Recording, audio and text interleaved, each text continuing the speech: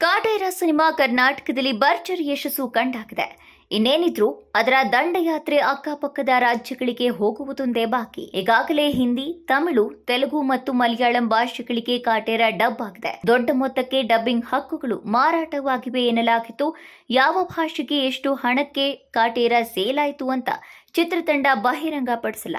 ಆದರೆ ಕನ್ನಡದಲ್ಲಿ box office ಧೂಳೆಬ್ಬಿಸಿರುವ ಕಾಟೇರನಿಗೆ ಮೊದಲಿನಿಂದಲೂ ಕೂಡ ಬೇರೆ ಭಾಷೆಯ ಹಕ್ಕುಗಳಿಗಾಗಿ ಬೇಡಿಕೆ ಇದ್ದೇ ಇದೆ. ಕಾಟೇರ ಕನ್ನಡ ಒಂದೇ ಭಾಷೆಯಿಂದಲೇ ಈಗಾಗಲೇ 200 ಕೋಟಿ ಕ್ಲಬ್ ಸೇರಿದೆ ಎನ್ನಲಾಗಿದೆ. ಇಂದಿಗೂ ಸಿನಿಮಾ ಮಂದಿರಗಳಲ್ಲಿ ಇದು ಪ್ರದರ್ಶನ ಕಾಣ್ತಾ ಇದೆ. ಇದರ ಕ್ರೇಜ್ ಕಡಿಮೆ ಆಗುವುದರೊಳಗಾಗಿ ಬೇರೆ ಭಾಷೆಗಳಲ್ಲೂ ಕೂಡ ಇದನ್ನ ರಿಲೀಸ್ ಮಾಡುವ ಪ್ಲಾನ್ ನಡೀತಾ ಇದೆ.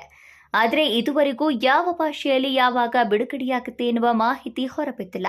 ಇನ್ನೂ ಕೂಡ ಪ್ರಚಾರ ಕೆಲಸಗಳು ಆರಂಭವಾಗಿಲ್ಲ.